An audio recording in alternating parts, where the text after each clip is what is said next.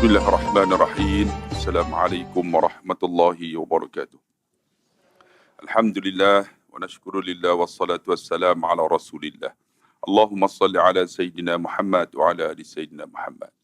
Yang saya kasih ke Ahwa, Tuk Sri, tuan-tuan, sidang hadirin yang dikasihi dan rahmati Allah. Alhamdulillah, tuan-tuan. Sekarang insya-Allah TV3 pun dah boleh masuk dah, tuan-tuan. TV3, sekolah-sekolah pun dah panggil lah. Oh, rupanya laku saya. Lepas ni. Jadi tuan-tuan, kita sambung kitab kita, muka surat, silap saya 19, kan, bab yang kedua. Sakaratul maut di sisi orang yang lalai. Betul kan? Siapa yang ada kitab lah, insyaAllah. Banyak kisah-kisah yang menceritakan tentang orang yang derhaka, lalai dan tertipu dalam kehidupan dunia ini. Tatkala mereka menjelang meninggal dunia, yakni kematian. Az-Zahabi, seorang ulama, menceritakan bahawa tatkala sakaratul maut menghampiri, ini kita tengok bagaimana orang yang lalai. Maksud dia bukan orang yang kafir, tapi lalai. Orang lalai ni, walilladzina kafaru birabbihim azabu jahannam wa bi'sal masir. Bagi orang yang kafara ini ingkar, lalai, Allah sediakan neraka jahanam bagi mereka. Neraka jahanam. Ini orang yang lalai. Kita tengok. Ini diceritakan bagaimana sakaratul maut menghadapi Abdul Malik bin Marwan, salah seorang khalifah kerajaan kerajaan Umayyah. Dia mendengar suara seorang sedang mencuci di sebelah dinding istananya. Ini kita bacalah cerita dia. Suaranya begitu kuat, sedangkan orang-orang yang berada di sekitarnya tidak ada yang mendengar suara itu sedikit pun. Maka Abdul Malik bin Marwan berkata, sekiranya aku menjadi tukang cuci, alangkah baiknya jika aku tidak dilahirkan oleh ibuku. Aduhai, sekiranya aku dahulu tidak menjawat jawatan khalifah. Maksud dia mudah kerja, kan? Bila ditanggungjawabkan tentang satu benda yang penting, kita takut akan disoal oleh Allah Subhanahu Wa Taala. Maka dia kata, biar aku jadi tukang cuci, senang. Sebab tu orang offer kat saya, kan, sebelum pihak raya, Ustaz nak tak jadi yang berhormat? Saya kata kalau menang tak apa, kalau kalah siapa pun tak nak, kan. Tak Ustaz jadi yang berhormat lah. Saya kata saya nak jadi ustaz. Jadi ustaz untung, kan. Bila masuk restoran, bangun-bangun nak bayar, belum sempat bayar, orang bayar saya. Makan free selalu. Kalau yang dia yang hormat masuk restoran, kira semua saya bayar. Buat apa? Dia jadi ustaz. Sebab tanggungjawab ustaz ni rupanya lagi besar, tuan-tuan. Lagi besar tanggungjawab dia. Kan? Kullukum ra'in wa kullukum mas'ul an ra'iyati. Setiap kamu ni, tuan-tuan, adalah pemimpin, dan setiap pemimpin Allah akan tanya kita. Dan persoalan ni yang kita takut nak jawab ni. Saya pemimpin dengan keluarga saya. Allah akan tanya satu persatu. Yang ni yang kita takut ni. Maka Malik Marwan kata, lebih baik aku jadi tukang cuci je. Senang main cuci, kemudian balik. Dapat gaji sudah. Tapi jadi khalifah ni, Allah akan tanya satu persatu. Yang ni yang dia takut. Ketika Sa'id bin Musayyab, seorang tabi'in, mendengar kisah ini berkata, segala puji bagi Allah yang telah menjadikan para penguasa jahat lari mendatangi kepada kami ketika mereka didatangi oleh kematian. Sedangkan kami tidak akan pernah mendatangi mereka pada saat itu. Ini seorang, Sa'id bin Musayyab ni seorang wali Allah. Ketika saat pemimpin nak menghadapi saat kematian, datang jumpa wali-wali untuk minta bagi mudah dengan dosa yang dia buat, kan. Masa tu baru nak cari orang untuk minta ampun dosa. Pernah saya cerita, tuan-tuan, saya bawa ada seorang kaya di Senawang. Saya pergi ceramah macam ni lah. Dia kaya tak kaya, dalam YouTube saya cerita. Dia punya lori dia ada 100 biji lori. Kira backhoe dia 100 lebih. Backhoe tahu backhoe? Yang cari makan tu, kan. Saya panggil backhoe lah. Kira kaya lah. Saya duduk. Jadi saya tanya dia. Saya panggil Pak Long ada. Pak Long ni kaya lah. Pak Long berapa kali lah pergi umrah. Dia kata, saya belum sampai seru. Ni susah orang macam ni. Saya kata, tak sampai seru. Pak Long tak pernah pergi kan? Dia kata, tak pernah pergi kata. Pak Long duit banyak, tak pernah pergi ya? Dia kata, belum sampai hidayah. Belum sampai hidayah, saya senyap. Saya kata, Pak Long kaya, tak pergi haji. Umrah pun tak pernah pergi. Dia tak pernah. Kita pun tak kata apalah. 2 minggu saya nak bertolak. Dia datang dengan motor Harley Davidson. Dengan berbulu-bulu, dengan tangan kan, dengan topi Jerman tu. Kan? Sampai-sampai kat saya, dia tengok-tengok. Dia orang kampung saya lah. Saya panggil Pak Long dah. Dia tengok-tengok saya. Ustaz! Saya pun tengok-tengok. Ada apa Pak Long? Dah sampai seru, dia kata. Saya kata sampai seru macam mana? Saya nak pergi umrah dengan Ustaz.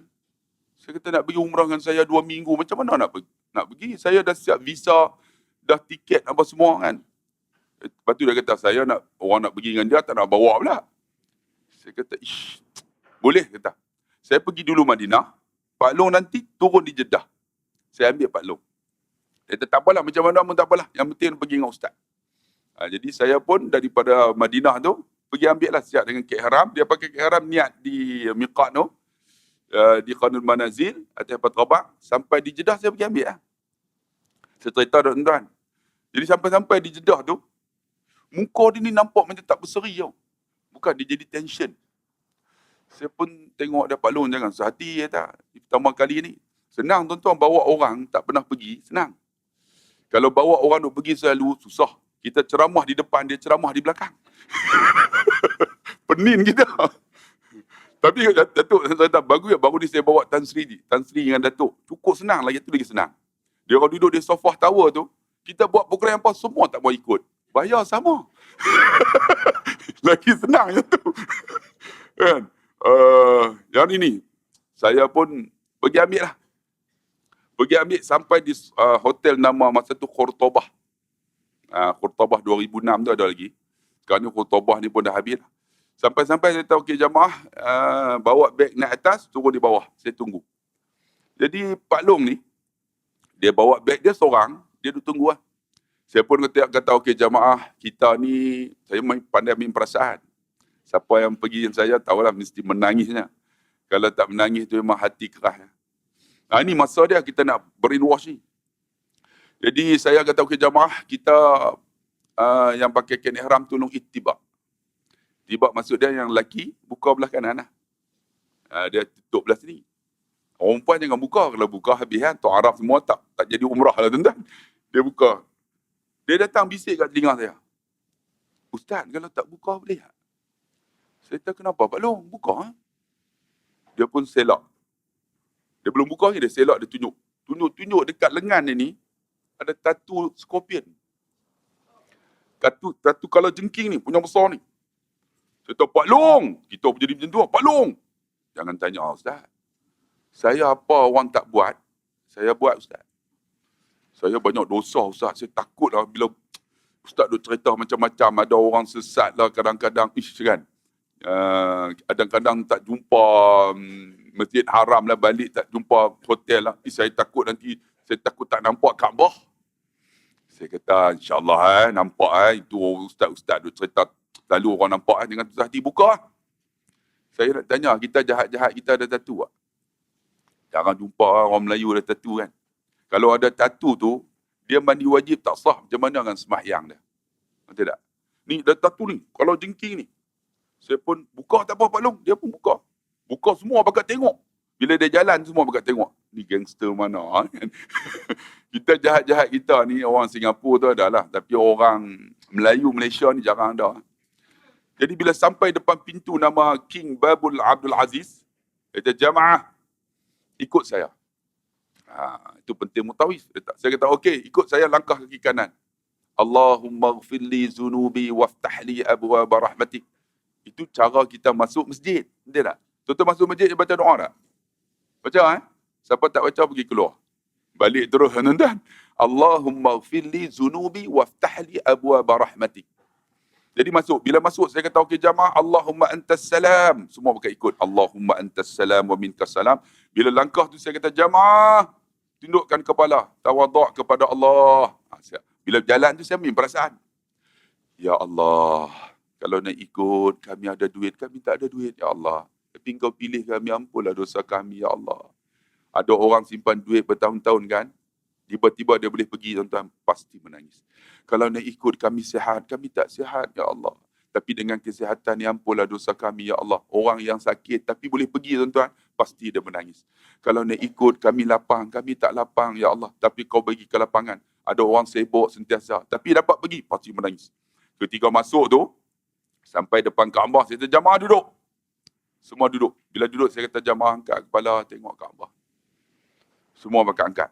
Masa angkat tu, saya ambil perasaan. Pak Long ni dia tak mau angkat. Dia pejam mata. Saya kata, Pak Long, tengok Kaabah. Dia pun takut. Dia takut tak nampak. Kan? Lepas tu, saya kata, Pak Long angkat. Minta ampun dekat Allah. Dia pun angkat. Angkat tu, dia buka-buka mata. Ustaz, nampak Ustaz. Bila nampak, dia kata apa? Ya, dia kata apa? Ustaz, ampun dosa saya, Ustaz. Dia minta saya ampun dosa. Ni nak kata ni, bila manusia terdesak, nak cari siapa? Cari Ustaz. Macam ni lah. Kata apa nama Sa'id bin Musayyab, bila pemimpin dalam keadaan sakaratul maut, dia nak cari siapa? Nak cari ulama'-ulama'. Nak cari ustaz-ustaz untuk minta tolong. Kalau masa hidup kita tak berkawan dengan ustaz-ustaz, ulama'-ulama', tuan-tuan, agak-agak ustaz nak pergi dah rumah kita. Tak ada harapan. Ni minta tolong. Ustaz, ampun dosa saya. Ada saya nak ampun dosa dia. Saya kata, Pak Long, minta ke Allah depan Kaabah ni. Lupa Ustaz. Dia kata, ya Allah, ampun dosaku. Bila dia kata ampun dosa di Mekah, seorang menangis, semua menangis. Tu, dia sangkut. Bila dia menangis, semua menangis. Bila semua menangis, saya ambil perasaan. Ya Allah, ampunlah dosa kami, ya Allah. Gugurkan dosa kami, ya Allah. Seperti mana kau gugurkan air mata yang menitis di pipi kami, ya Allah. Pasti menangis. Bila semua menangis, kata jamaah bangun. Jom kita tawaf. Pegang tu tawaf. Bila tawaf habis semua, tuan-tuan, habis tawaf semua, saya bawa depan multazam. Tempat mustajab doa, di antaranya multazam. Di antaranya belakang makam Ibrahim. Di antaranya dalam hijr Ismail. Ini tempat mustajab lah. Di antara mustajab lagi, ketika kita wukuf di pada Arafah. Ketika hari wukuf tu, hari 9 Zulhijjah, ini mustajab lah. Saya bawa dekat dengan makam Ibrahim tu. Saya kata, jamaah, angkat tangan doa. Pak Long ni duduk sebelah saya. Pak Long, doa Pak Long. Dia kata kat saya, Ustaz, saya tak tahu bahasa Arab. Saya kata, doa Melayu lah. Saya Melayu pun tak pernah doa. Saya kata, Pak Long sebutlah apa pun. Saya amin lah. Dia angkat tangan. Ya Allah, aku pernah rogol perempuan ini. Dia sebut nama. Ampun dosaku saya. Amin. Kan? Ya Allah, aku pernah bully orang ni. Dia sebut nama. Saya amin. Aku pernah buat ni. Dia sebut tu kira tak mampu kita dengar. Saya duk, amin. Dia punya dosa. Kira apa yang dia sebut tu, kira tak pernah kita dengar lah orang macam ni. Memang jahat semua itu yang kata ada tatu tu kan. Saya kata, Pak Long, ya Allah. Pak Long, habis kita pergi sa'i, kita pergi peluk multazam nak tak? Kita doa mustajab ni. Tu yang datang dengan ustaz ni. Lepas sa'i ustaz ya. Lepas sa'i apa semua, saya mainkan perasaan, ya Allah. Lalu siapa pergi dengan saya tahulah. Ya Allah, kau gugurkan dosa kami seperti mana kau gugurkan rambut-rambut kami, ya Allah, ketika kami bertahlul. Masa itulah saya gunting. Bila gunting tu kita main perasaan. Habis gunting tu semua menangis, kesah air mata tu kan. Nabi kata, ya beku menangislah. Fa illam tabku fatabaku. Tak boleh paksa. Air mata yang mengalir secara paksa tu kan, tuan-tuan sapu ni. Padam api neraka kita. Bila air mata tu sapu semua. Moga Allah jauhkan tubuh kita daripada api neraka Allah. Jadi Pak Long tadi tuan-tuan, dia ikut saya sebab dia datang seorang. Sampai dekat multazam tu, orang ramai. Tuan-tuan tahu kan multazam tu kan orang ramai duk peluk. Saya kata, Pak Long, lagi kita peluk. Ramai sangat, dekat-dekat setengah jam tak boleh masuk lagi. Tengok-tengok ada seorang Arab. Saya kata, ya akhi, wahai saudaraku, khalas, habis ke? Arab ni ingat saya Arab. Sebab cakap Arab kan, dia tengok-tengok Melayu. Arab tu lagi peluk. Pak Long tadi, Ustaz, bagi saya Ustaz, dia nak tumbuk Arab tu. Jenis kepala gangster tuan. Dia tak sabar dah Ustaz bagi saya. Saya kata, Pak Long ni depan Kaabah. Hei, Sabar. Astaghfirullahalazim. Lupa Ustaz. Saya kata sabar. Lagi 20 minit dah keluar. Lepas 20 minit, Arab tu keluar. Bila Arab tu keluar, saya tolak Pak Long tadi. Tolak. Dada dia kena Kaabah. Pipi dia letak dekat Kaabah, dia angkat tangan. Angkat, dia menangis. Ya Allah! Dia sebut, ampun dosaku, ya Allah. Dia menangis. Bila dia menangis, tiba-tiba dia senyap. Dia tak tahu nak sebut apa. Saya bisik kat telinga dia. Pak Long, doalah minta ampun isteri kita, suami, anak kita, mak dan ayah kita. Dia pun, ya Allah, ampun dosa isteriku, mak, ayah aku, anak-anak aku. Tiba-tiba dia senyap. Saya kata, Pak Long, minta pula murah rezeki. Lupa Ustaz. Dia kata, ya Allah, murah rezeki pula. Lepas murah rezeki, dia senyap pula. Bila dia senyap, saya kata, Pak Long, sudah bagi orang lain pula. Dia pun kesat yang mata. Saya bawa dia duduk dekat belakang makam Ibrahim tu. Makam belakang tu. Sambil duduk menangis. Saya kata, Pak Long, apa rasa? Saya Ustaz, saya tak pernah menangis dalam hidup saya. Umur saya 55 tahun. Tapi kenapa dada saya kena Kaabah, pipi saya kena Kaabah, air mata saya mengalir Ustaz? Saya kata, Nabi kata, ya beku menangislah, fa'in lam tabku fatabaku. Tak boleh paksa. Air mata yang mengalir secara paksa ni padam api neraka Pak Long. Dia angkat tangan. Alhamdulillah. Bukan saja Alhamdulillah. Alhamdulillah. Pusing 180 darjah. Balik berubah sungguh. Balik pakai serban, tuan-tuan. Pakai jubah. Masjid tak pernah tinggal. Saya nak baca khutbah, tuan-tuan, di masjid saya. Tiba-tiba dia balik. Duduk sebelah saya. Pakai jubah yang pendek tu kan.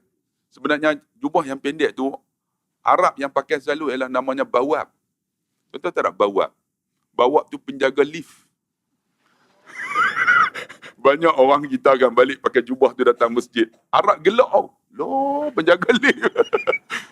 yang pendek tu kan. Betul ada datang. Yang tu bawab. Arab bawab saja yang jaga lift saja yang pakai tu. Kita balik pakai yang tu kan. Pakai jubah bagi elok. Jadi dia balik dia pakai jubah tu. Pakai serban duduk sebelah saya. Kata, Pak Long, macam mana balik umrah? Alhamdulillah Ustaz. Hidayah milik Allah. Tu saya ceramah, saya duk ulang. Hidayah milik Allah. Kata hidayah macam mana? Dia selak baju dia. Selak, tengok-tengok. Lengan dia tu, Scorpion ni tak ada dah. Tak ada dah ni. Tapi merah ni isi ni. Saya kata, Pak Long buat apa? Rupanya balik, dia doa nak buang tatu tu. Tuan-tuan tahu dia buat apa? Dia balik pasang iron. Setrika. Dia pasang setrika dah panas dah. Dia letak dekat tu, kulit tu, dia angkat. Terkeluar kulit ni. Kan? Macam kita nak hilangkan inai ni punya susah, tuan-tuan. Ni duk ada lagi ni. Apa punya binatang inai ni, tak tahu. Ni dia nak buang ni, nak buang tekar tu, keluar. Terkeluar kulit. Bila dia tengok, ni isi merah ni. Saya tahu, Pak Long. Dia tahu, Ustaz. Dia sebut 2 kalimah, saya menangis. Dia kata apa? Alhamdulillah Ustaz. Biar api setrika membakar kulit saya Ustaz. Jangan api neraka Allah membakar saya di akhirat Ustaz. Itu namanya hidayah milik Allah. Sebab tu tuan-tuan nak dapat hidayah kena kawan dengan orang yang baik. Macam inilah kata Sa'id bin Musayyab. Bila ada pemimpin ni, saat dia nak mati, dia nak cari siapa? Cari orang yang baik lah. Untuk tolong doa dia dengan orang yang dekat dengan Allah Subhanahu Wa Taala. Sebab tu kalau hidup kita jauh dengan orang yang baik, macam mana kita nak dapat syafaat? Tuan-tuan. Sebab tu alhamdulillah disebut di sini. Inilah sebuah kehidupan yang menghantar seorang kepada kehidupan yang penuh dengan tipu daya. Semoga Allah menyelamatkan kita semua daripadanya. Tatkala Abdul Malik bin Marwan berjaya memerangi perlawan ke musuh-musuhnya dan membunuh Mus'ab bin Zubair di Iraq. Dia menyebarkan Al-Mushaf pada hari dia dilantik menjadi khalifah. Ketika itu dia membacanya dan setelah itu berkata, inilah hari terakhir aku membacamu. Ini tengok orang yang lain ni. Dia cerita lagi. Az-Zahabi memberi komen di atas perkataan Abdul Malik bin Marwan. Abdul Malik bin Marwan ni seorang khalifah yang baik, tuan. Selepas Abdul Malik, barulah Umar Abdul Aziz. Di dalam kitabnya As-Siyar, ya Allah, janganlah engkau memperdaya kami. Cuba bandingkan di antara Abdul Malik bin Marwan dengan Sa'ad bin Abi Waqqas, salah seorang sahabat Nabi yang telah dijamin masuk syurga. Puteri Sa'ad bin Abi Waqqas datang menghampiri ayahnya. sambil menangis sedangkan dia dalam keadaan sakaratul maut. Cuba tengok orang yang bertakwa kepada Allah. Apa kata dia? Sa'ad berkata dengan tenang kepada puterinya itu. Apa kata Sa'ad bin Abi Waqqas? Sa'ad bin Abi Waqqas ni ialah sahabat Nabi yang dijamin Asyarul Mubashirina fil Jannah. 10 orang dijamin syurga, di antaranya Sa'ad bin Abi Waqqas. Apa kata Sa'ad? Orang yang dekat dengan Allah, sahabat Nabi. Wahai puteriku, janganlah engkau menangis seperti itu. InsyaAllah aku termasuk ahli syurga. Tengok. Orang yang dekat dengan Allah, dia jamin, dia yakin. Dia yakin ahli syurga Allah Subhanahu wa ta'ala berbeza dengan orang yang lalai. Dia kata jangan menangis, dia kata aku ni, dia kata termasuk ahli syurga seperti yang telah disebut oleh Rasulullah sallallahu alaihi wasallam kepadaku. Sebab dia di antara 10 orang yang jamin syurga. Sungguh benar Rasulullah pernah bersaksi bahawa dia termasuk ahli syurga. 10 orang yang jamin syurga. Itu Sa'ad bin Abi Waqqas. Cuba kamu perhatikan dan bandingkan di antara dua lelaki ni. Dua lelaki tadi apa? Malik bin Marwan dengan Sa'ad bin Abi Waqqas. Sa'ad bin Abi Waqqas jamin syurga. Kan? Orang lain menangis dengan dia. Dia tak menangis. Tapi Malik bin Marwan, dia menangis mencari orang lain minta tolong. Itu beza dia, tuan-tuan. Keduanya menghadapi sakaratul maut. Itu orang yang lalai dengan orang yang beriman. Begitu juga tengok di sini. Muawiyah bin Abi Sufyan. Ini seorang khalifah kerajaan Umayyah. Khalifah Bani Umayyah. Ketika sedang dalam keadaan sakaratul maut. Tengok ni, apa Muawiyah ni.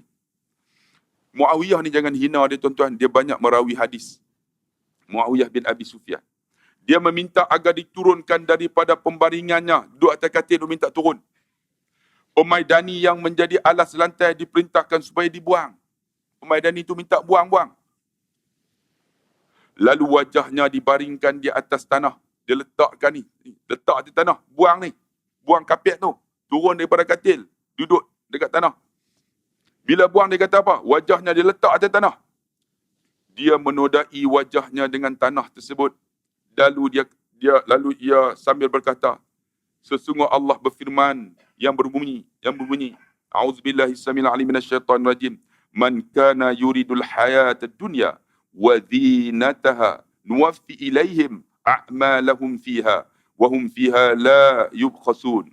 Ulaika alladhina laysa lahum fil akhirah illa an-nar wa habita ma sana'u fiha wa batilun ma kanu ya'malun. Barang siapa yang menghendaki kehidupan dunia dan perhiasannya, nescaya akan kami berikan kepada mereka balasan pekerjaan mereka di dunia ini juga dengan sempurna. Dan mereka di dunia ini tidak akan dirugikan. Itulah orang yang tidak memperoleh kebahagiaan di akhirat kecuali neraka. Dan lenyaplah di akhirat itu apa yang telah mereka usahakan di dunia. Dan sia-sialah apa yang telah mereka kerjakan. Apa maksud dia? Tengok daripada ayat ni, kemudian dia berkata lagi, tidak ada apa yang dapat aku banggakan selain daripada aku masih boleh mengucap la ilallah Muhammad Rasulullah. Itu kata Muawiyah. Bila dia baca ayat ni, dia kata kehidupan dunia ni semua pemberdaya aja. Yang ada dekat aku ni la ilallah Muhammad Rasulullah. Demikianlah perkataan Muawiyah seperti mana yang tercantum dalam kitab Wasaya al-Ulama. Walau bagaimanapun kasihan sanadnya masih diragui. Ini cerita tentang ni. Setelah itu Muawiyah berpesan, sekiranya aku mati, dia kata, maka kafanilah aku dengan kain burdah yang diberikan oleh Rasulullah sallallahu alaihi wasallam kepadaku. Dan tolonglah kalian lihat sebuah botol di dalam pejabatku. Di situ ada potongan kuku dan sehelai rambut Rasulullah sallallahu alaihi wasallam. Kemudian ambillah sehelai rambut dan potongan kuku itu dan letaklah keduanya pada mata dan hidungku. Tidak lama kemudian dia pun meninggal dunia. Tuan-tuan tengok, dia minta bantuan orang lain. Minta apa? Minta syafaat keberkatan daripada apa yang Nabi tinggal. Ni orang yang lalai. Tapi orang yang beriman, dia yakin, tuan-tuan, bahawa kematian itu jamin syurga Allah Subhanahu wa taala. Tatkala Harun Rasyid meninggal dunia, kita tengok pula. Ni khalifah kerajaan Abbasiyah. Ni Abbasiyah pula. Tatkala Harun al-Rasyid akan meninggal dunia, dia mengumpulkan tenteranya, lalu memandang mereka sambil berkata, punya dahsyatnya Harun al-Rasyid ni. Harun al-Rasyid, dia ada abang ipar dia. Abang ipar ni seorang wali Allah. Tahu tak nama apa? Bahalul.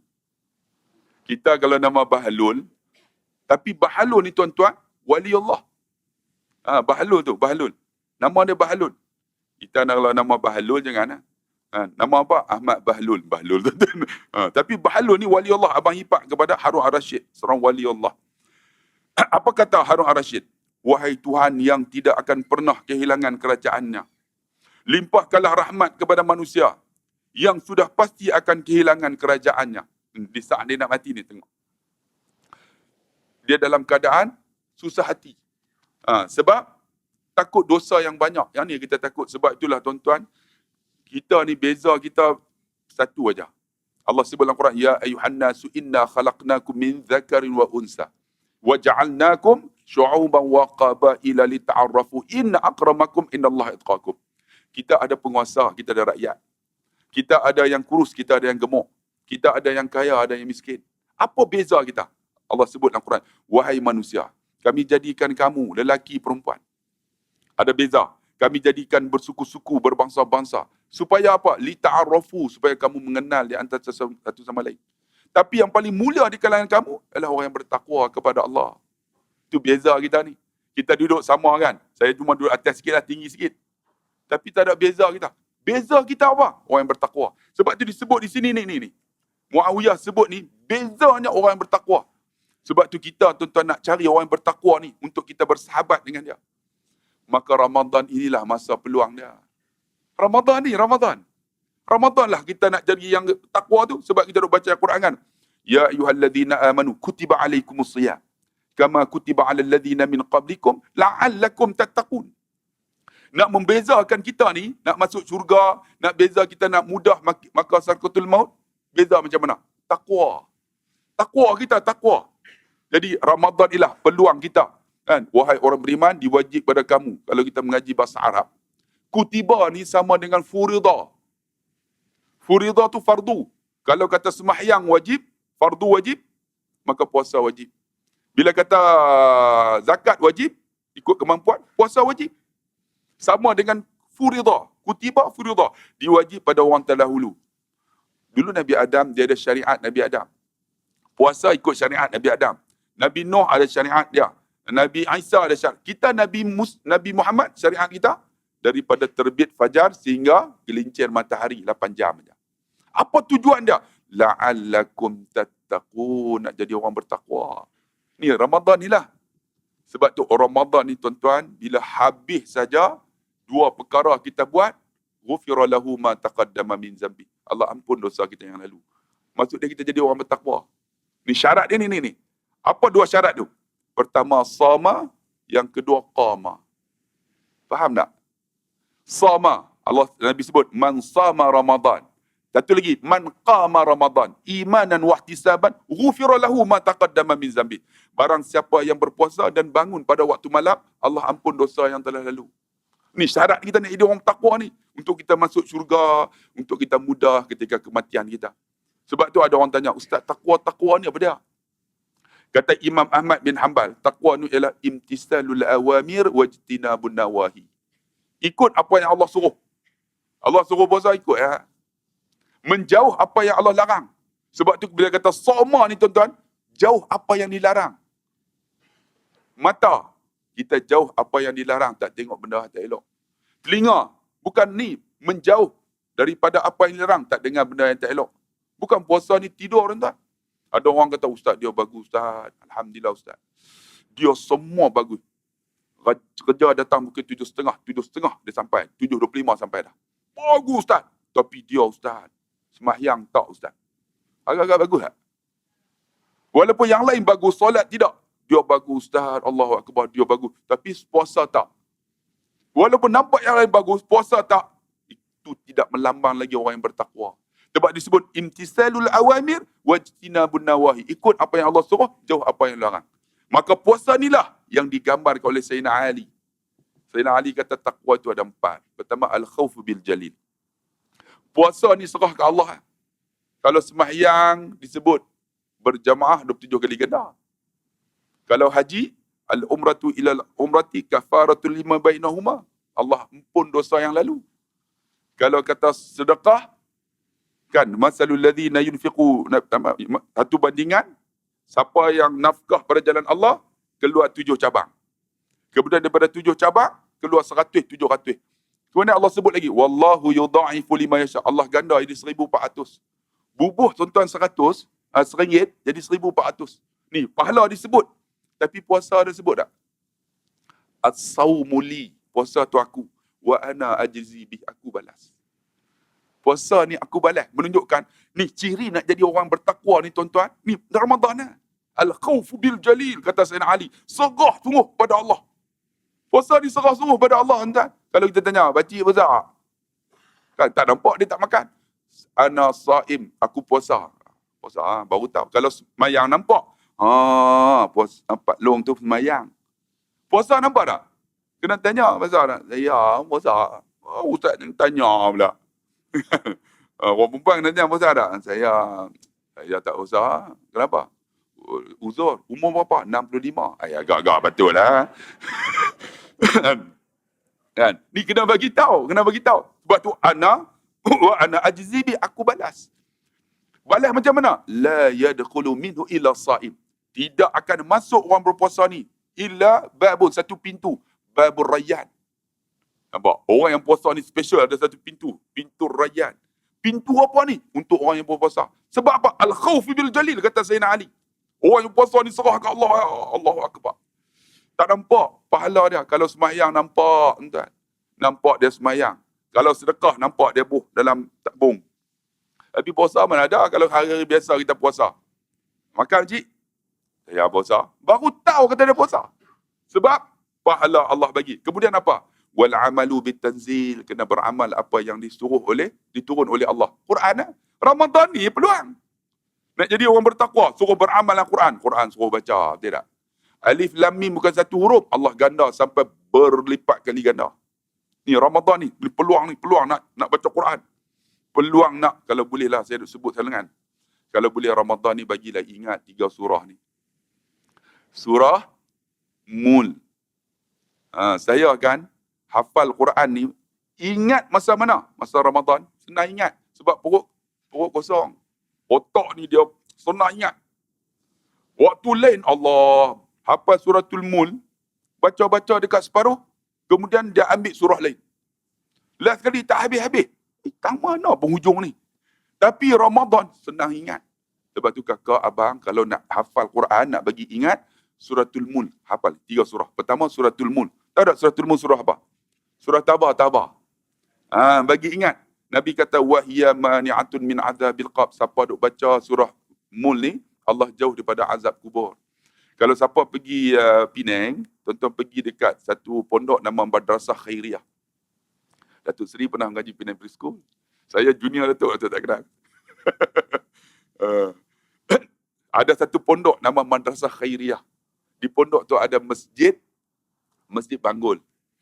Tuan-tuan, ada seorang nama Tuan Guru Haji Ahmad Tuan Husin. Sepupunya namanya Tuan Guru Haji Muhsin. Haji Muhsin ni tuan-tuan telah dikebumi hampir 25 tahun. Baru-baru ni adik dia bukan adik dia meninggal, isteri adik dia meninggal. Lalu nak dikebumi pada kubur yang sama. Kami di sana, kubur yang sama dikorek balik setelah lama. Dikorek, ditanam. Dikorek-korek untuk ke bumi, biras dia lah. Biras adik ipar.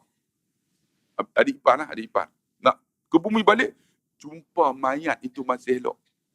Bukan hidup, masih elok. Ini tuan-tuan hidup lah. Mayat tu masih elok. 25 tahun dah. Bukan saja mayat elok, kain kapan duk elok lagi. Bukan saja kain kapan, bantal yang diletak di kepala masih tak aput. 25 tahun dah. Bila ditanya anak dia, Ustazah apa saya lupa lah.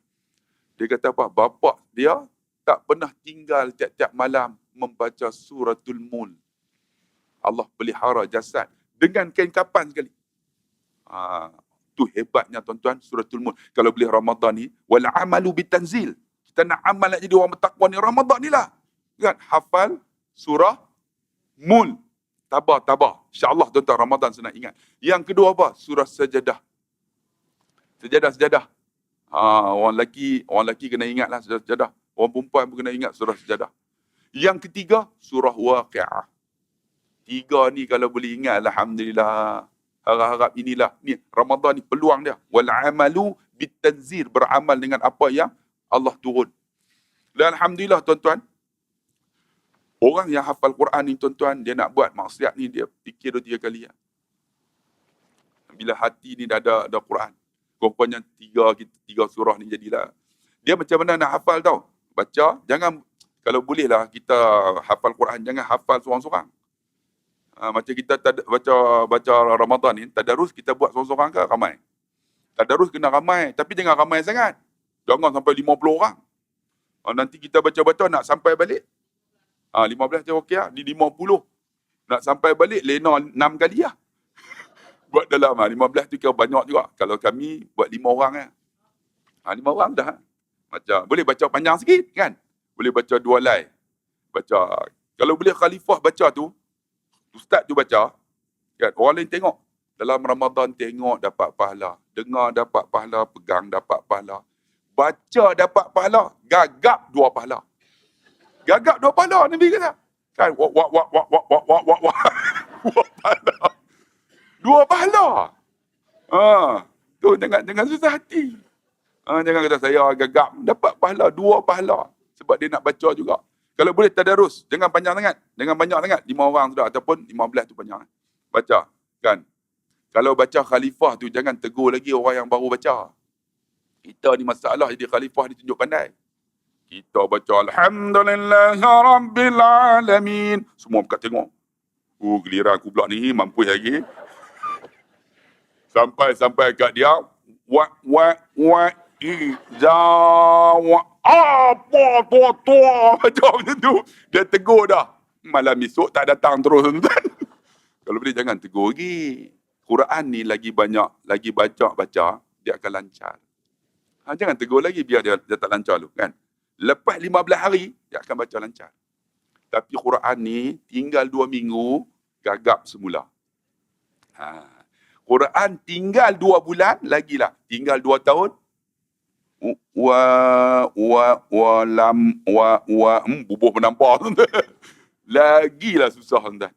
Tapi Quran ni lagi lama baca, dia akan lancar. Itu cara tadarus buat dalam baca. Seorang baca, semua dengar. Ini kaedah dah. Masa mana? Ramadan lah. Ramadan ni wal amalu bitanzil, beramal dengan apa yang diturun Allah. Masa mana nak amal? Masalah. Ramadan nak jadi orang bertakwa. Yang ketiga apa? Ar-ridha walau bi khalil, bersyukurlah dengan apa yang Tuhan bagi. Kita syukurlah Ramadan. Syukurlah, minum air sejuk pun sedap, betul tak? Buka puasa ni tunggu. Waktu yang sangat dinanti ialah waktu maghrib. Dalam Ramadan ni semua duk tunggu. Kalau boleh kan, kita ni kalau puasa, sumu tasihu. Hikmah dia puasa ni sihat. Macam mana sihat? Ambil buah kurma makan dulu. Lepas tu sembahyang. Kita macam tu tak? Itu yang Bilal tu. Kalau dah makan kurma dulu, dia azan dia lain sikit lah. Allahu Akbar, Allahu Akbar. Sebab makan buah kurma dulu. Dia tahu dah, nanti tunggu dia. Ini tuan-tuan makan nasi dah, dia azan buat lain dah. Allahu Akbar, Allahu Akbar. Tengok. Dah habis tu. Allahu Akbar lagi. Tunggu aku. Makan buah kurma dulu. Sumu tasihu. Makan. Kan? Sebab ini sunnah Nabi, tuan-tuan. Itu hikmah dia, tuan-tuan. Sebab tu kita tengok ada banyak. Tapi redha dengan yang ada. Di depan kita, minum air sejuk pun sedap dah. Tuan-tuan. Itu nikmat. Sebab tu Nabi kata, farhatan ni 2 kegembiraan. Orang yang berpuasa. Pertama, farhatan ni ketika mana iftar, ketika berbuka. Gembira seronok anu. Lapar. Semua sedap. Sambal pun sedap. Sedap. Ambil air sikit. Sedapnya, ya Allah. Kita redha. Itulah satu kebahagiaan. Ni dalam Ramadan ni tuan-tuan nak jadi orang bertakwa. Sebab tu ada orang tanya saya, Ustaz, apa bahagia ni? Bahagia bukan rumah besar, bukan isteri cantik. Bahagia ni bukan suami handsome. Bahagia ni bila kita redha apa Tuhan bagi. Kita akan rasa kebahagiaan. Ni Ramadan ni lah nak rasa bahagia tu. Bahagia. Air sejuk, sedap. Kan? Nampak kari pap pun sedap. Semua sedap. Makan 3 biji lah. Nah, satu lagi tuan-tuan, kalau bolehlah kita ni ikut sunnah Nabi nak sihat, makan buah kurma, solat dulu, minum air sikit. Lepas tu tuan-tuan, dia akan jadi sama wa qama. Qama kita akan jadi elok. Qama akan elok. Kita akan bangun tarawih jadi sedap. Sebab apa? Perut kita, bila kita makan buah kurma, dia berhenti tau.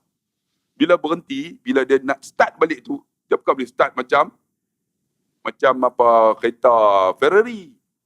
Kan? Dia start macam KE20 lah. Geran pun nak kena tukar dah tuan-tuan.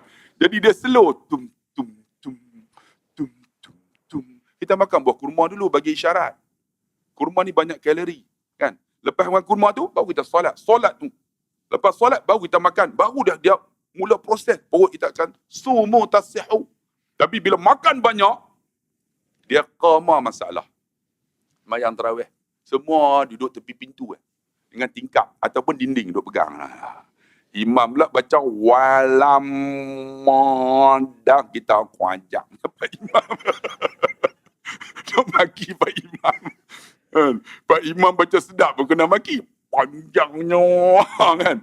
Orang perempuan selalu masalah. Kan? Datang, minta maaf dah. Selalunya dia orang duduk kat mana dalam masjid? Sama ada dekat kipas ataupun tepi dinding. Orang lelaki penuh saf. Saya tahulah isteri saya bila saya duduk ceramah, dia kata orang perempuan ni bila ada kipas dekat kipas tu, kumpul semua kat situ. Betul. Tengok. Dia tak nak penuh saf ni. Putus saf, rugi kak. Rugi kak. Tak apalah di sini aircon semua kan. Kalau pergi masjid yang tak ada ni, semua duduk kipas. Penuh kipas. Loh, saf putus. Sedangkan saf yang utama tu afdal. Penuhkan saf. Ni kita beza dia. Satu lagi orang perempuan ni kan, tegur sikit. Dia masbuk dengan muafiq pun dia tak tahu. Tak ada masbuk apa. Muafiq apa. Ni kena ngaji tu.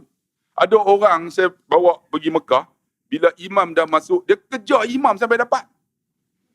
Dia tak tahu nak masbuk macam mana. Dia kejar. Lepas kali Pak Imam dia pun masuk rakaat kedua. Lah orang perempuan, orang lelaki pun sama juga. Ada yang kejar apa dah. Ni kena tahu ni, kena tahu. Sebab berjamaah ni tuan-tuan, untuk lelaki wajiblah. Untuk perempuan ni kadang dia tak pernah pergi jamaah, dia tak tahu, dia kejar.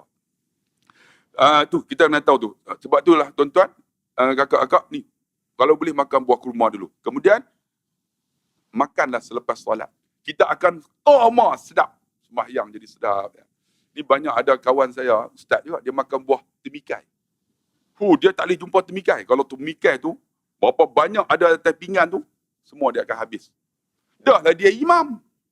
Makan, sedap. Dia jadi imam maghrib, rokok, temikai keluar ke hidung. Panjang dia jatuh. Kalau boleh janganlah makan buah temikai, banyak-banyak sangat kan. Sebab tu ni ar-ridha walau bi khalil, bersyukurlah dengan Ramadan ni kan. Kalau boleh syukur macam mana? Bila ada orang yang memerlu bantuan. Saya seronok duduk di kampung tuan. Duduk di kampung. Sebab apa? Sekarang ni kampung masih aman lagi. Kita buat kuih bagi jiran sebelah. Sini bagi tak? Bagilah. Kami kampung, mak saya dulu kan, buat kuih bagi jiran sebelah. Duduk dekat taman ni kan, ataupun duduk kat flat, bagi. Last kali, tepung talam, sampai balik tepung talam. Rupanya beli Ramadan bawa bazar. Tak apa, dapat pahala. Sebab apa? Kita bagi makan orang yang berbuka, sama pahala dengan orang yang berpuasa. Itu peluang dah. Kak, ni peluang nak ambil kak. Kan? Sini kan, masjid. Tapi saya seronok untuk duduk Selangor ni. Sebab masjid-masjid orang ni tulis nama. Betul tak? Lepas tu ada sponsor tiap hari kan. Bagus yang tu. Saya pergi yang masjid, semua dah. Okay, Ahmad & Co. Hari pertama. Semua ni. Sebab apa? Pahala dia seperti mana orang yang berbuka. Kalau ada 100 orang, dia dapat pahala. Dia tak kurang pun. Ni peluang dah. Ni banyak orang duk buat more. Satu lagi Selangor ni, saya suka duduk. Dia orang buat ni.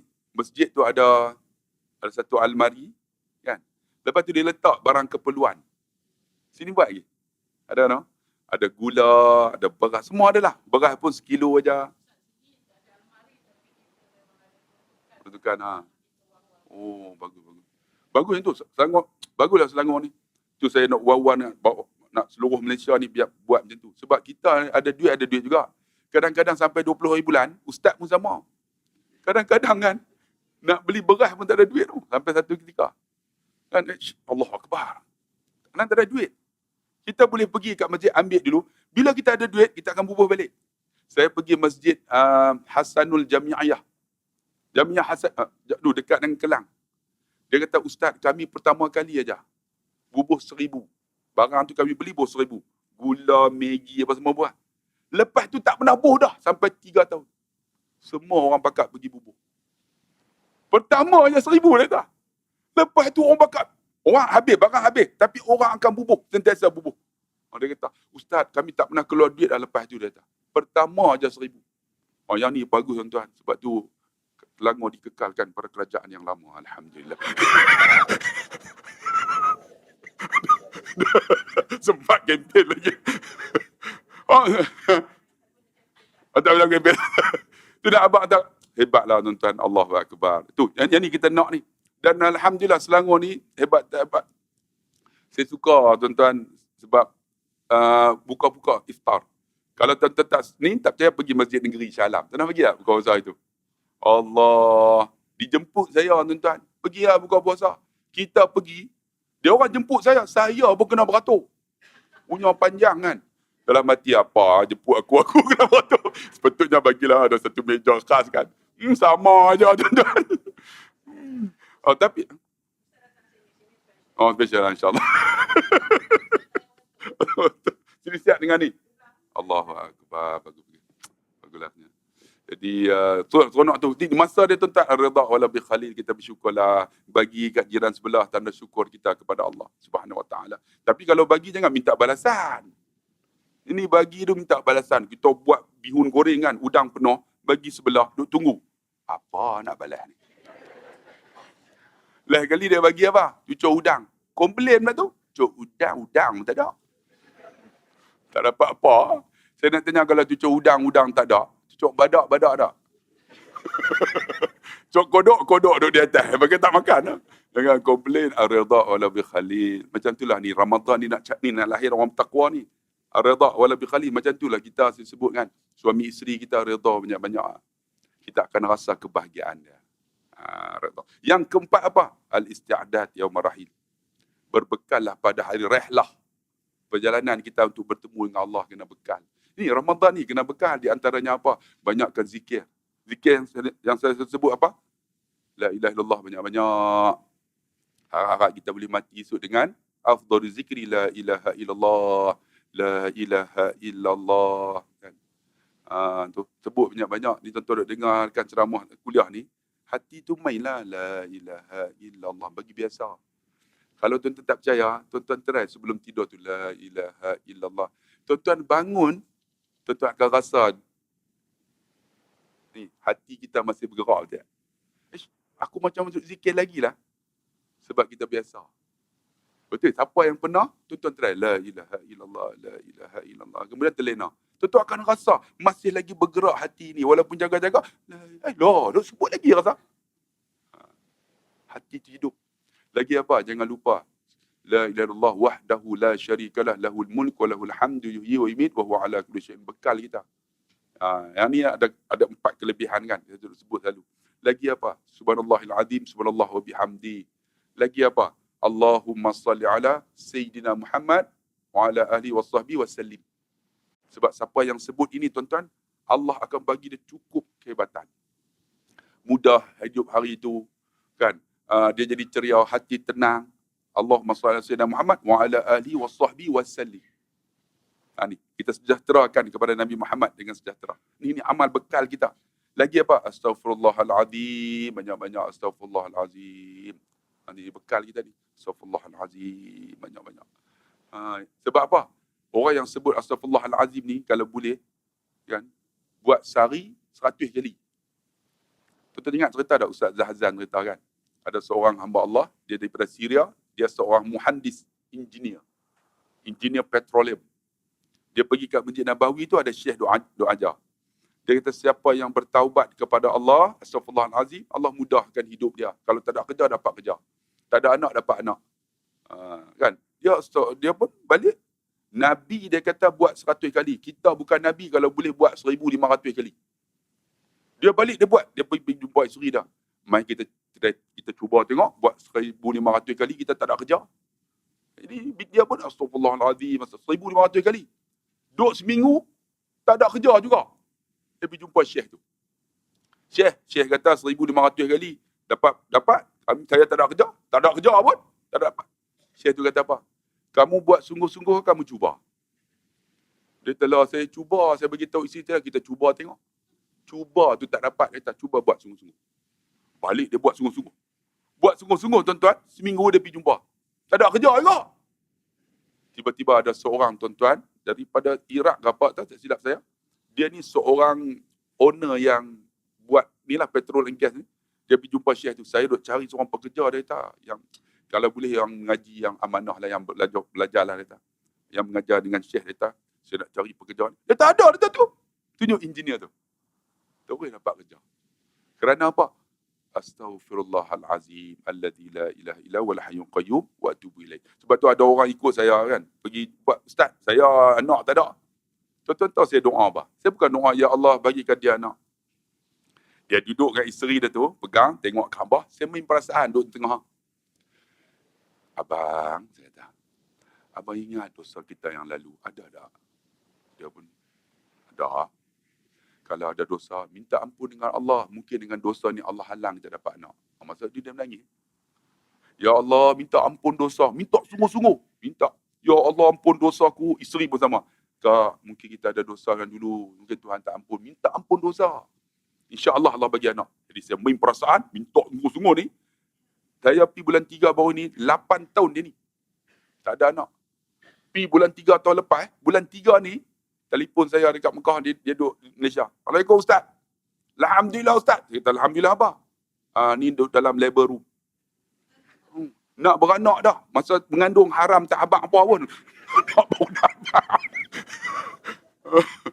Sebab apa? Sebab dia Tuhan ampun dosa dia. 8 tahun tak ada anak. Sebab tu tuan-tuan, ada di kalangan kita anak degil. Minta ampun dosa kita dulu. InsyaAllah anak kita jadi bagus. Kita dosa dah, mungkin kita dosa dengan mak ayah kita. Ni masa dia Ramadan nanti. Dosa dengan mak ayah kita. Kita ada dosa dengan suami kita. Wah, ada orang jumpa saya, Ustaz, saya tak tahu doa lah. Ustaz. Macam-macam pergi kat depan Kaabah. Tapi anak saya duduk teruk. Kita ada dosa. Minta ampun dosa kita. Ramadan ni minta. Al-isti'adad, yaum rahim, berbekal untuk jadi orang bertakwa. Kan? Lagi apa tuan-tuan, bekal yang paling seronok saya nak abang tuan-tuan. Tuan-tuan jangan lupa siapa ada mak ayah. Kau apa? Berapa minit lagi? Tak larat ni. Bosan. Jangan lupa ada mak ayah. Saya bila sebut mak ni, saya terngiang-ngiang mak baru meninggal. Dia nampak bila balik Ramadan dulu ni, dia tunggu. Dia duk makan tu. Tapi peristiwa tu dah tak ada dah. Mak sedap dia boleh ambil nasi yang dia nak suap mulut dia tu, dia suap kat mulut saya. Tapi mak tu tak ada dah. Ni tak ada dah tu. Dia nak sambut raya tu dia tunggu. Khairi balik kita. Kan? Khairi balik lagi. Kira apa yang dia masak tu dia akan simpan. Tapi raya ni mak tu tak ada dah. Inilah tuan-tuan peluang siapa ada mak dan ayah, peluang pahala paling mudah Ramadan ni. Ramadan ni. Kan? Bagi sikit anda ingat. Saya orang panggil tag. Kan? Bagi sikit tanda ingat. Bagi banyak tanda ada. Ni Ramadan ni. Kalau siapa mak ayah masih hidup, telefon lah. Mak, sihat ke? Mak bukan nak duit kita. Telefon dengar suara menjadilah. Betul tak kita ada anak kan? Oh, anak kita tak balik. Oh, pening tu. Dia telefon kita. Mak, sihat. Oh, semua. Raya balik lah, raya. Kata raya ketiga balik. Oh, raya pertama tunggu dah. Bila nak balik? Ingat, wahai mak, wahai ibu. Bila anak balik, dia bagi duit. Sikit dia tanda ingat kat kita. Banyak tanda ada. Jangan beza. Dia bagi 100, tanda dia ingat. Ni ada beza pula. Seorang engineer, oh, dia bagi 1,000. Ya, ni engineer juga 100. Jangan beza. Sikit tanda ingat. Banyak tanda dia ada. Tu. Ni kesempatan yang ada ni Ramadan ni tuan-tuan. Kalau siapa ada mak ayah mudah. Mudah nak dapat pahala. Tuan ni kasihan rahmati Allah. Kita sambung-sambung. Itu cerita pasal orang yang bertakwa ni. Saya tengok dulu. Oh, parah.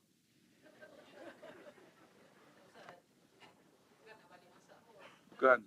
Tak apalah. Kak ngangai aku cinta larat le kering dia.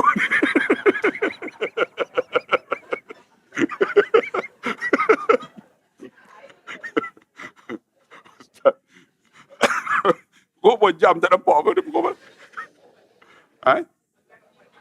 10? Sikit. Boleh ya? Memang, tuan-tuan memang boleh, aku tak boleh. Sama sikit tuan-tuan. Okey, lain pula halnya dengan Al-Wasiq yang menggantikan Al-Mu'tasim, masih lagi kerajaan Abbasiyah sebagai khalifah. Dia terkenal dengan kejam dan bengis.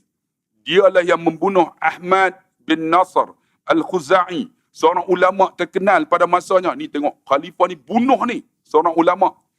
Dia pemimpin ahli sunnah wal jamaah dan ulama terkenal.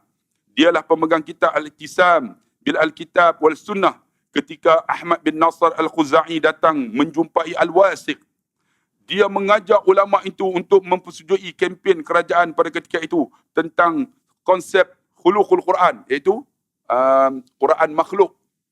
Dia kata ni, masa tu kan pemimpin masa tu berpahaman Mu'tazilah. Mu'tazilah tuan-tuan, dia kata Quran ni makhluk, bukan kalamullah. Al-Quran sebagai makhluk. Namun ulama kenamaan itu menolaknya dengan tegas, bahkan tidak mahu dengan tawaran khalifah. Dia kata tak, Al-Quran ni kalamullah. Kalamullah. Berikutan dengan itu Al-Wasiq tersinggung dan langsung menyerangnya dengan sebilah tombak. Tengok orang yang lalai ni. Dia semayang tak semayang? Semayang. Puasa tak puasa? Puasa. Tapi lalai. Bila lalai ni tuan-tuan, cuba tengok. Dia hina ni seorang wali Allah. Bila dia tak nak mengaku wali Allah ni, mengaku akan Quran tu makhluk. Dia serang dengan tombak. Dia menusuk Ahmad bin Nasr Al-Khuzai sehingga mati dan menyembelihnya. Bukan saja tikam, sembelih pula. Allahu Akbar. Bagaikan menyembelih seekor kambing. Cuba tengok apa yang berlaku. Ketika Al-Wasiq dalam keadaan sakaratul maut. Yang ni yang kita takut tuan-tuan. Tuan-tuan kena ingat, wahai abang kakak, kita nak mati, saya sebut dah. Apa yang kita buat dunia, kalau Tuhan tak ampun, dibayang balik apa yang kita buat. Takut tuan-tuan. Apa yang kita buat masa hidup dunia, dibayang balik. Sebab tu ada orang tuan-tuan, dia tunjuk balik apa yang dia buat. Itu yang takut. Ketika dia nak mati, As-Sayuti dalam kitabnya, Tarikhul Khulafa menceritakan. Tatkala ahli keluarganya merebahkan tubuhnya yang sudah tidak bernyawa lagi, mati dah. Cuba tengok, lantas seekor tikus menyerang wajahnya. Tikus datang serang wajahnya. Lalu mencungkil kedua matanya dan memakannya. Tengok. Allah tunjuk masa dunia lagi. Sungguh menakutkan. Demikianlah Allah Subhanahu Wa Taala memperlihatkan kepada umat manusia sebahagian daripada kesudahan yang tidak baik yang diterima oleh para penindas di permukaan bumi Allah ini. Yang ni yang kita takut tuan-tuan. Ni tikus, Allah hantar tikus tu. Tuan-tuan, tikus tu datang, ambil mata tu makan. Mata siapa? Khalifah Al-Wasiq. Kerana dia pernah membunuh seorang wali Allah. Muhammad An-Nasr Al-Khuzai. Ini yang kita takut sangat-sangat masa hidup kita. Sebab tu al-isti'adad yaumar rahim, berbekal lah tuan-tuan, supaya Allah ampun dosa kita. Seorang ulama Yaman, At-Tawus. Tengoklah. Ni dia cerita. Ketika dia datang kepada Abu Ja'far Al-Mansur, seorang khalifah yang terkenal licik dan kejam, yang telah banyak membunuh para raja, menyembelih para menteri dan tokoh terkenal di masanya. Seekor lalat sentiasa hinggap pada batang hidung khalifah tersebut. Tengok dia hantar lalatnya. Setiap kali dia berusaha mengusir lalat itu, pada masa yang sama dia pun datang dan kemudian hinggap pada batang hidungnya. Tengok. Usir, datang balik. Allah uji yang tu ya. Abu Ja'far Al-Mansur bertanya, wahai Tawus, untuk apakah Allah menciptakan lalat ni? Dia tanya kepada seorang yang alim ni.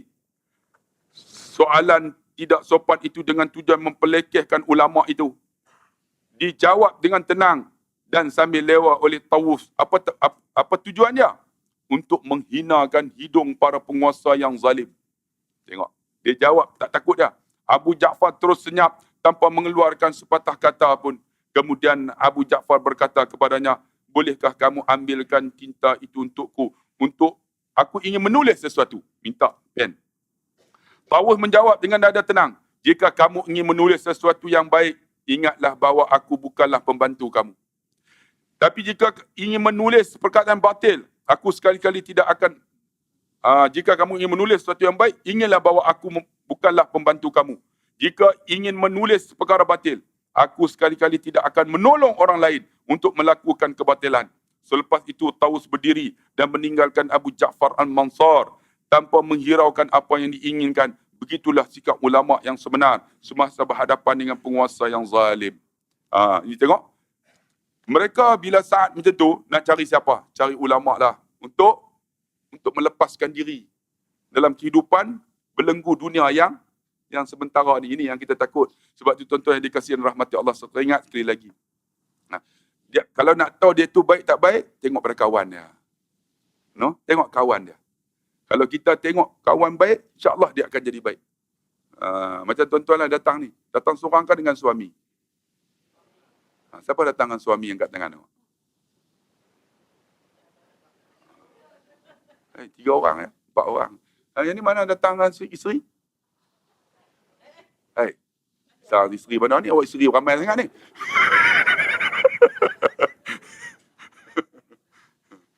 Kak, kita ni, kalau suami isteri datang sekali, senang ustaz nak bentuk.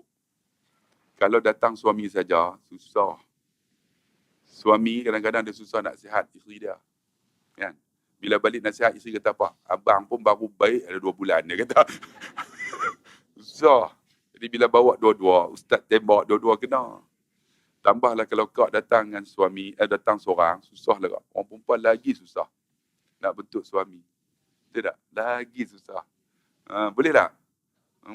Jangan tanya dah. Orang lelaki ni ada ego. Tambah kalau tolong nasihat dia, dia nak pertahankan keegoan dia tu walaupun tak betul. Orang lelaki cukup susah. Jadi bila bawa dua-dua, kena tembak, balik masa muka dalam kereta. Sebab apa? Ustaz tembak. Sebab tu kalau tuan-tuan naik kereta, kalau tak bercakap tu, suami isteri lah tu. Baru lepas habis kuliah, tuan-tuan.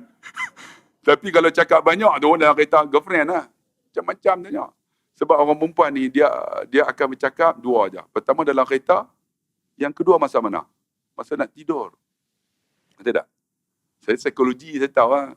Bila masuk tu dia akan tanya, masa tu suami layan je. Sebab tu dia tak cakap dah.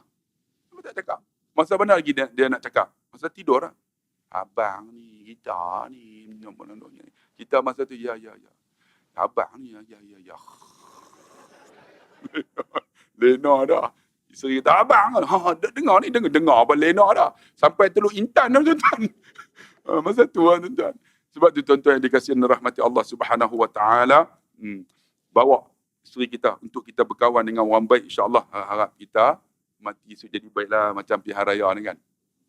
Pihak raya ni duduk keli kan. Tapi baguslah tengok. Tuan-tuan tahu tak, pihak raya ni diiktiraf oleh dunia. Sebab berlaku pertukaran negara, pertukaran pemerintah tanpa ada perbalahan dan pertumpahan darah. So lalunya di luar negara, tukar pemerintah berlaku pembunuhan. Dunia iktiraf. Dia kata Malaysia ni hebat tak hebat, world classnya. Tukar, tak ada apa, relax ya rakyat. Sejarah dunia. Satu lagi pula sejarah dunia dipimpin oleh 93 tahun. Mana ada, tuan-tuan? Sejarah dunia. Saya baru balik, tuan-tuan, daripada Jepun. Orang iktiraf, kawan saya di Jepun telefon, dia kata, tak pernah, dia kata dalam sejarah dunia, bila berlaku pertukaran pemerintah, semus. Relax lah kita, no? Siapa tu lantak habis, mampu habis. Umur 53 kan 83, 5, mantap. Tapi bagus orang Melayu kita, orang Malaysia kita ni bagus, tuan-tuan. Sebab, tak tahulah, otak mereka, kan, memang dia tak fikir tu lantak biar siapa nak jadi pemerintah. Tambah-tambah orang utara, dia tak tahu apa. Orang utara, tanya Datuk nak kawan orang utara, ni kita ni, duk tengok-tengok ni, nama apa, tak tahu. Ni dia ni nak buat apa, tak tahu. Dia ni nak pergi mana, tak tahu, semua tak tahu. Sebab tu di utara, letaklah calon lampu ada pangkah, semua dia tak tahu apa. Sebab tu nak bentuk kerajaan pun pening Perak, pening Kelantan, Kedah, pening Perlis sampai lah tak angkat Subah lagi. Semua dia tak tahu apa. Aduh, dia masuk merapu. Tapi betul, iktiraf. Hebatnya, tuan-tuan. Sebab tu sekarang ni orang dah takut lah. Tak takut untuk mengundi. Betul tak? Dulu jabatan kerajaan diugut. Tak pangkah kerajaan, nak tukar. Macam saya dizalim, tuan-tuan. Zalim. 24 jam kena tukar. Kerajaan lama dulu cerita silang ni. Tertutup kan ni? Tertutup apa rakam tu? Mampu.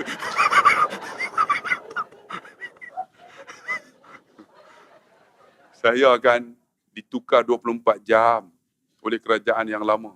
Daripada Pulau Pinang ke Pulau Ketam. Kalau siapa nak tahu. 24 jam. Ditukar pada 1 Ramadan 2013. 1 Ramadan pisah dengan anak isteri saya. Dengan mak ayah. Terus ke Pulau Ketam. Tuan-tuan pernah pergi ke Pulau Ketam? Naik bot 45 minit. Bayang 1 Ramadan. Air mata sama dengan air laut. Sampai sana pukul 9 mengajar. Sampai masuk, itulah pertama kali saya jumpa orang Cina tak nak mengaji, tak nak belajar. Masuk, semua tidur. Bangun! Lau serah, wapu citau. Wapu citau, tak tahu apa, semua lena. Saya tak nak mengajar macam mana aku ni. Pengetua duduk lalu. Kita nak mengajar macam mana? Lain kali saya tulis, lantak. Apa nak tengok, tambah tengok sudah. Aku kira tulis sudah. Macam tu tuan-tuan. Ini susah. 3 bulan. Saya duduk sana 7 bulan. 7 bulan tanpa gaji. Disekat gaji saya. Fail tak dihantar. Semata-mata apa? Nak bagi saya susah. Tapi Alhamdulillah orang Selangor bagus lah. Orang Selangor tolong saya. Bukan tolong bagi. Saya pergi mengajar. Mengajar ada orang bagi 100, 200. Itulah hidup saya. Hidup. Kalau dia orang tak panggil mengajar, tak tahu nak makan apa. Gaji tak ada selama 7 bulan. Kemudian bila tak ada gaji, saya pun tak nak pergi kerja. Akhirnya gaji saya disekat sehingga 3 tahun. Tak ada gaji. Itu saya mengajar masjid-masjid lah. Dapatlah 100, 200. Kadang-kadang orang bagi keblekat saja. Keblekat. Tuan-tuan ingat ustaz senang lah. Apa orang bagi yang tu hidup kita. Ada dapat melekat. Keblekat kira okey juga. Ada bagi kain telekong. Takkan saya nak pakai. Biasa tu hidup itulah tuan. Ujian tu memberi kita kematangan. Tapi alhamdulillah orang Selangor banyak bantu saya. Daripada Selangor ni lah saya duduk kan 2003 saya dapat 570,000. 570,000 sebulan Ramadan tu saya ceramah. Bukan duit saya buat mahat tafiz. 570,000 buat dewan. Kemudian tahun lepas saya duduk sebulan juga. Tahun ni pun duduk sebulan juga. Tahun lepas duduk sebulan dapat 37,000 ya. GST. GST ni pasal dapat 30. Tapi tahun ni okey kau dapat banyak. Nak buat surau. Allah Akbar. Tapi itulah. Itu zalimnya. Tapi zalim tu. Tuan-tuan hari pertama saya buka puasa dekat tu lah. Masjid Shah Alam. Sampai rumah pun tak ada. Nak duduk kat mana ni? Duduk. Pergi Masjid Shah Alam. Sementara nak dapat rumah sewa. Telefon kawan tu dia duduk PPD. PPD Pejabat Pendidikan Daerah. Ustaz, dia tamat duduk rumah saya. Tapi duduk rumah dia. Dia pun isteri dia orang Penang. Duduk rumah dia. Kami 2 orang lah. Tuan-tuan bayanglah 2 orang. Makan buka puasa, Masjid Shah Alam. Yang lain, masjid saya atur masjid-masjid lah. Rumah 2 orang, lelaki 2-2. Siapa nak masak? Kan? Sahur, dia bangun-bangun. Ustaz, makan tak? Makan? Nak makan apa? Faham tak nak. Jom kita start kereta. Allah, susahnya bulan Ramadan masa tu tak ada. Bini tak ada kan. Dua-dua bini tak ada. Tapi alhamdulillah tuan. Rezeki Allah punya. Rezeki Allah punya. Sebab tu tuan-tuan yang dikasihi dan rahmati Allah, alhamdulillah Malaysia ni orang dah tak takut dah untuk mengundi. Kalaulah dia orang buat tak betul, tukar semula. Betul tak? Tukar semula. Dengan susah hati. Dan Alhamdulillah pun saya pun sekarang ni sekolah pun boleh masuk. Dulu tak boleh masuk. Dulu saya penceramah motivasi. Kalau tuan-tuan kenal saya. CD pertama saya, Satu Kebenaran. Dicetak hampir 1 juta unit lebih. Kaya tak saya? Tapi semua cetak rompak. Apa pun tak dapat, tuan-tuan. Selalu motivasi sekolah-sekolah ni semua saya sampai masuk ke dalam daerah pendalaman ceramah motivasi. Ada ni kan anak murid saya jumpa ustaz, kerana motivasi ustaz saya jadi manusia. Saya jadi engineer. Alhamdulillah. Lepas tu barulah jadi ustaz. Tuan-tuan, ketika mana yang jadi ustaz ni? Duduk Selangor. Dia orang rakam tu kan. Barulah famous lah. Tapi famous pun tak boleh masuk sekolah dah. TV tak boleh masuk. Saya pernah dirakam oleh TV3 16 slot. 16 slot. Slot tu lah slot. Tapi tak keluar-keluar slot tu. Duduk dalam tu lah. Ni Alhamdulillah freezer terus. Tapi lepas ni okey lah, tuan-tuan tengok nanti dah keluar lah TV3 kan. Assalamualaikum warahmatullahi wabarakatuh. Nanti keluar. Nanti keluar insyaAllah tiba-tiba pun dah panggil dah kan. Bukan kita nak keluar sangat. Tak keluar pun tamak je dakwah kita ni. Tapi Alhamdulillah tuan-tuan, itu ada perubahan. Manusia ni, mindset dia dah bagus lah. Menunjukkan, tuan-tuan tengok cerita sikit. Kita tengok apa Indonesia. Bila jatuhnya kerajaan Soeharto kan. Jatuh, naik parti baru. Indonesia lebih membangun tuan-tuan. Lebih hebat. Duit dia pun, currency dia lebih kukuh. Kita harap tuan-tuan lepas ni, tak betul tukar je. Dia akan lebih, kerajaan tetap kerajaan. Dia tak akan ubah. Tu polisi yang dah ada. InsyaAllah. Jadi tuan-tuan yang dikasih rahmati Allah. Cukup kot ya. Beletir panjang pula ni. Bersemangat lagi ni. Jadi terima kasih banyak-banyak. Kita akan sambung. Kat mana tadi? Khalifah Al-Mahdi. Dekat sini. Bertanya kepadanya. Wallahu a'lamu bissawab. Sekian. Wassalamualaikum warahmatullahi wabarakatuh. Jangan balik dulu ya. Waalaikumsalam warahmatullahi wabarakatuh. Tapi belum baca doa lagi. Cuma ada sedikit yang ingin disampaikan. Berkebetulannya ada di dalam bersama dalam kuliah kita pagi ni Nazir Masjid Al-Falah, Datuk Seri Said Zainal. Jadi ada sesuatu yang saya ingin Datuk sampaikan untuk dikongsikan. Ini juga ilmu ya, bermanfaat untuk kita semua. Jadi tanpa buang masa, kita ambil sikit masa. Lepas tu baru baca doa. Minta Datuk Said ke depan untuk menyampaikan sesuatu yang ingin kita kongsikan ya, yang baru kita laksanakan di Masjid Al-Falah. Silakan Datuk. Bismillahirrahmanirrahim. Assalamualaikum warahmatullahi taala wabarakatuh. Muslimat, minta izin Ustaz sebentar 3-4-5 minit. Alhamdulillah Masjid Al-Falah sedang bekerjasama dengan RSB Islamik. Tujuan kami adalah untuk mempermudahkan pengunjung masjid untuk berinfak atau berderma. Selalunya kita lihat ada orang datang masjid mungkin tak jumpa bawa dompet, jumpa bawa wang. Jadi kita buat aplikasi baru, app yang boleh di-download ke handphone. Nama appnya Syukur. Dan boleh, kalau tengok di depan Dewan Kuliah masuk, ada nama Boost. Itu kerjasama dengan Aziata dengan juga RSB Islamik. Apa-apa yang tuan-tuan perlu buat, ikut arahan, download aplikasi dia, dan adalah detail-detail yang kita minta nama dan juga bank account sendiri. Jadi dengan adanya aplikasi ni, tak payah buat duit pun. Ambil je phone, buat QR code, scan dan tulislah. Nak derma RM1, RM50, RM100, RM1000. Direct daripada account, terus masuk dalam akaun Masjid Al-Falah. Dan tuan-tuan akan dapat receipt sekali. Dan kita boleh tahu siapa yang berderma. Jadi ini untuk mempermudahkan. Jadi QR code ni kita akan letak di sekeliling masjid dan kita juga ada QR code ni kita letak di Maidin dan di kedai-kedai. Jadi tak apalah perlu datang ke masjid untuk menginfak, mana-mana pun boleh infak untuk Masjid Al-Falah. Jadi ini masjid yang pertama di Malaysia buat kerjasama pilot program. Kalau ini berlaku berjaya, RSB Islamik akan buat ni ke seluruh negara untuk masjid-masjid. Dan ini untuk memudahkanlah. Jadi kita lancarkan bulan Ramadan ini untuk memudahkan orang mengambil kesempatan untuk menderma di bulan Ramadan dengan lebih. InsyaAllah ini untuk kemudahan masjid dan untuk buat kerja-kerja operasi dan menaik taraf. Jadi tolonglah lihat di keluar pintu nanti ada dia punya prosedur dan punya arahan. Tolong buat dan tolong wawarkan. Dan senang aja. Ini pun jadi tak payah perlu bawa duit. Kalau kita pun nak tabung ni kita masih edarkan tapi bila masa dan kita akan letak di mana-mana QR code untuk Masjid Al-Falah. Itu sajalah pengumuman. Terima kasih. Wallahu a'lam. Assalamualaikum warahmatullahi taala wabarakatuh.